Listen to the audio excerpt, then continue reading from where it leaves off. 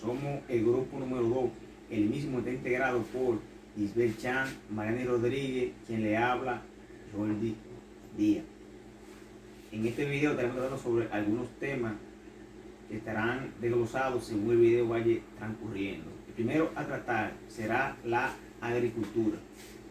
En el territorio dominicano, en la época de 1900, la agricultura era un poco delicada ya por la escasez de personas, ya que entre todo la población dominicana en algunas comunidades no pasaba de los 5.000. Esto trajo como consecuencia que estos sitios, estos bosques eran difíciles de encontrar, ya que por la escasez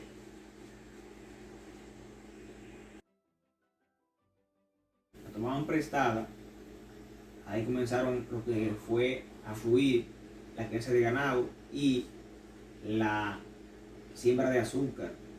Entonces ellos, en vez de ser una sola entrada, ya eran 3, es decir, la economía iba aumentando cada X tiempo aún más.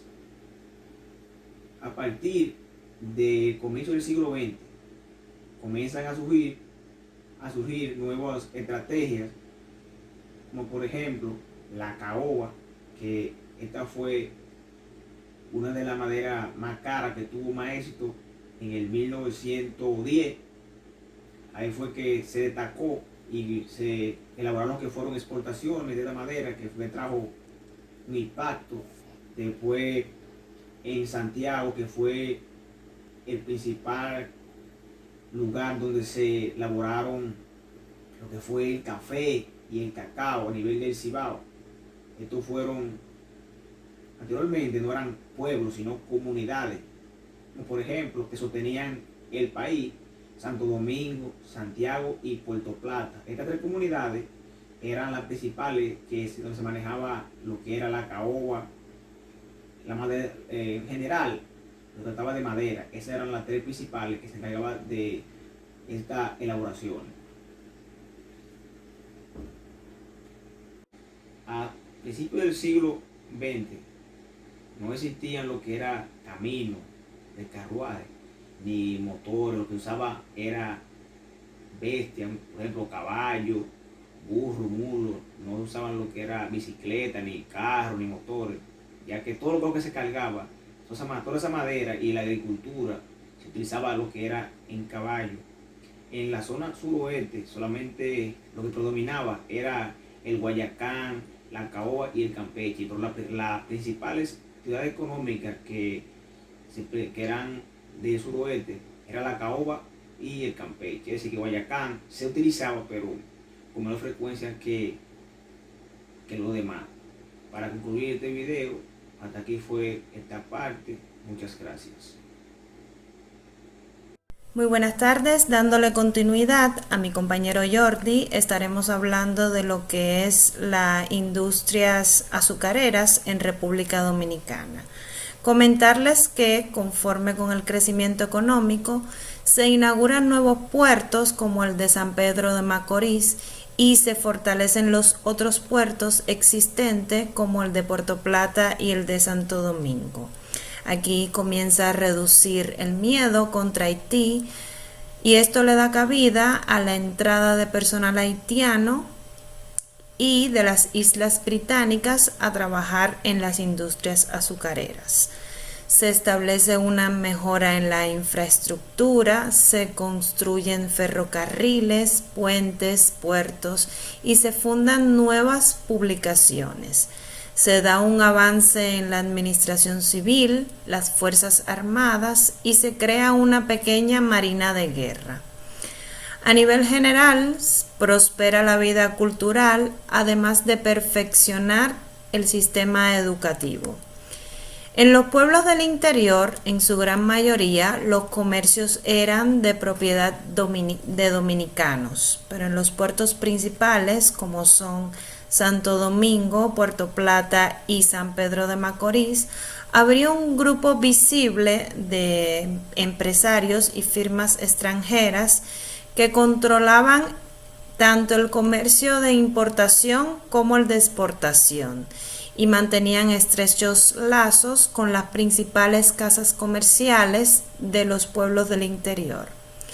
Puerto Plata y San Pedro de Macorís se consideraban ciudades importantes por funcionar como centros de acopios y distribución de amplias regiones ganaderas, agrícolas, madereras o azucareras.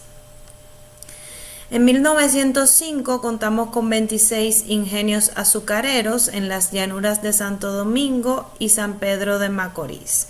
Todos funcionaban con máquinas de vapor y algunos funcionaban con ferrocarriles. En los primeros ingenios, el capital invertido fue de origen cubano, aunque en Puerto Plata hubo algunos inversionistas locales.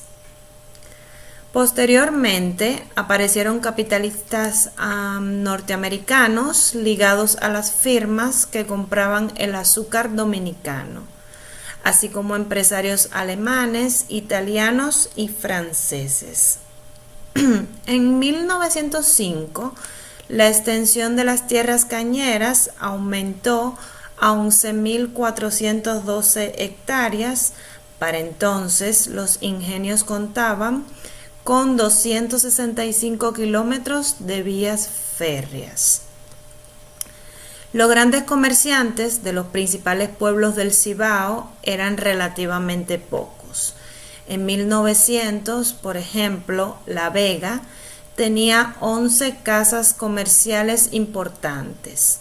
En Santiago había 28, en Puerto Plata 18 y 9 en lo que es Moca y San Francisco de Macorís. Estas empresas en estos pueblos existían, además de estas empresas, en estos pueblos existían otros negocios de distintos tamaños. Moca, por ejemplo, tenía 190 establecimientos comerciales registrados y patentados por el ayuntamiento. San Francisco de Macorís tenía 107, Santiago 356, Puerto Plata 191, mientras que La Vega tenía 100. A pesar de su importancia económica, la población de cada una de estas ciudades no sobrepasaba 5.000 personas. Eran centros poblados y conectados entre sí a través de una primitiva red de caminos de herradura que permitían el paso de carretas en tramos muy cortos. Por ello, en muchas otras crónicas de esa época, los escritores no cesaban de deplorar la falta de caminos carreteros en estas ciudades tan importantes. Bueno, hasta aquí mi parte. Seguimos con la señorita Marianni. ¿Cuándo y cómo surge en nuestra isla esto de la ganadería? La primera vaca que llegó al continente americano fue a través de la segunda vuelta o del segundo viaje de Cristóbal Colón en el año 1493, dando simiente a la raza española de cuernos largos que está en toda nuestra geografía y dando origen como la vaca criolla dominicana, la cual se adapta a nuestro entorno. Los tipos de ganados que son principales en nuestra ganadería y economía es el ganado vacuno, el cual está compuesto por vaca, toros y bueyes, el caprino, que está compuesto por cabra, el ovino, que es por oveja, el porcino, que es por cerdos, el cunicular, que es por liebres y conejo, el aquino, que es por caballos y yeguas, y el apícola, que es por abejas. La ganadería. A principios del siglo XX, La Vega, Moca y San Francisco de Macorís eran regiones ganaderas donde las crianzas de reses y cerdos alternaban con la agricultura de subsistencia, que era complementada con la cosecha de tabaco, café y cacao. La Romana todavía no era una zona productora de azúcar, entonces la cual vivía de la ganadería y producción del cacao principalmente y la agricultura de víveres.